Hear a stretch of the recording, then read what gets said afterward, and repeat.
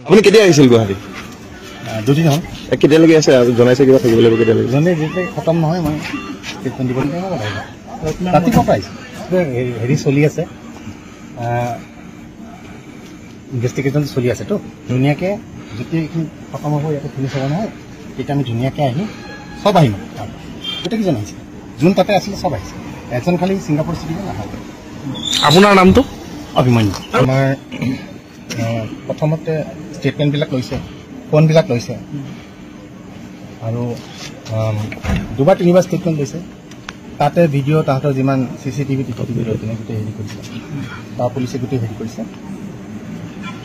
ইয়াৰ পুলিচেও কৰিছে বেলেগকৈ। গতিকে আমি দুইটা জেগাতে সহযোগিতা দিব লাগিব। ইয়াত তাতে দিলোঁ প্ৰথমতে, ইয়াতে আহি ইয়াত দিছোঁ, ভাল মাতিলে আৰু আহিম। আৰু অসম পুলিচে খুব ভাল কাম কৰি আছে। অলৰেডি আমাৰ গোটেই ষ্টেটমেণ্ট এটা এটা বস্তু চাইছে, মেজিষ্ট্ৰেটে চাইছে, পুলিচে চাইছে আৰু তাহাঁতে প্ৰশ্ন সুধিছে আকৌ আমি হেৰি কৰোঁতে। আৰু বহুত স্মাৰ্ট পুলিচ গোটেই যোনটো টিম বনাইছে নহয়, ভেৰি স্মাৰ্ট। ছিংগাপুৰতো আমাক কোৱা নাই, বেলেগ বেলেগ আইও আছে, ইনভেষ্টিগেটিং অফিচাৰ বেলেগ বেলেগ আইও বেলেগ বেলেগ কৰি আছে। সেইটো খতম হোৱা নাই ইনভেষ্টিগেশ্যন।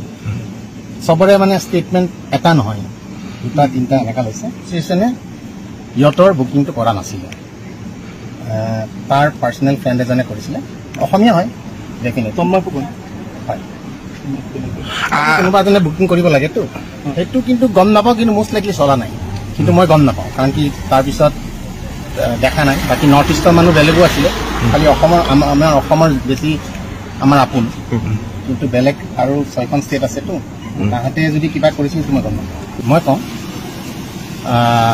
আমি 20 তাৰিখে হেৰি হৈছিলতো, 20 তাৰিখে তেখেতক অনা হৈছিলে, 21 তাৰিখে আমি হেৰি কৰিলোঁ, এটা যোনটো হেৰি প্ৰেয়াৰ মিটিং বুলি কয়, সেইটো ছিংগাপুৰটো গোটেই ছিংগাপুৰৰ মানুহখিনি অৰ্গেনাইজ কৰিলোঁ। আৰু এইটো আমি হেৰিত দিলোঁ, এই কি বুলি কয় আমাৰ ইনষ্টাগ্ৰামত দিলোঁ। এটাই আমাৰ পাব্লিক পেজ আছে, এইটো পাব্লিক কৰিলোঁ। ছেকেণ্ড, আমি ষ্টেটমেণ্ট দুটা দিছোঁ, 22 তাৰিখ আৰু 23 তাৰিখ, কিন্তু সেই ষ্টেটমেণ্টখিনি ওলোৱা নাই। আমি সেই ষ্টেটমেণ্টখিনি কোনটো মিডিয়াত দিব লাগে, ক'ত দিব লাগে সেইখিনি আমি নাজানো।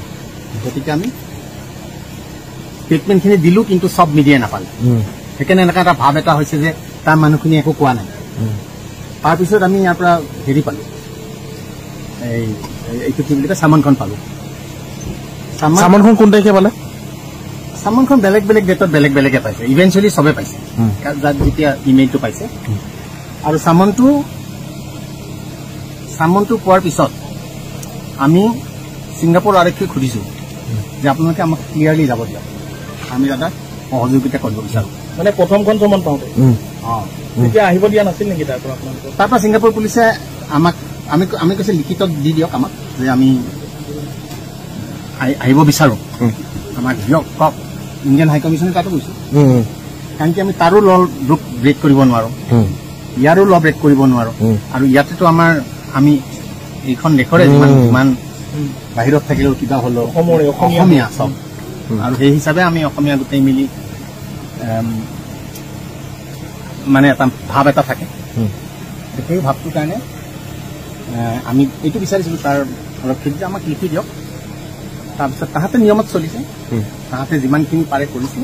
বাকী লাষ্টত আমি লিগেল এডভাইচ লৈ যেতিয়া চালোঁ যে আমি আহিলে এটা মানে ভাল এটা বেছি কণ্ট্ৰিবিউশ্যন হ'ব, প্লাছ আমি আহিব বিচাৰিছোঁ নিজে ভলিণ্টেৰিলি।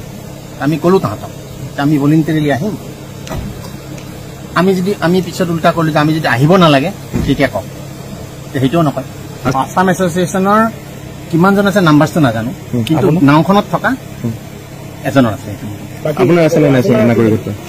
আপোনাৰ আছে নে নাই নাগৰিকত্ব? মোৰ নাগৰিকত্ব নাই, মই অসমৰ মানে ইণ্ডিয়ান নাগৰিকত্বই আপোনাৰ? অসমীয়া, মই ইণ্ডিয়ানতকৈ বেছি অসমীয়া। ঠিক আছে।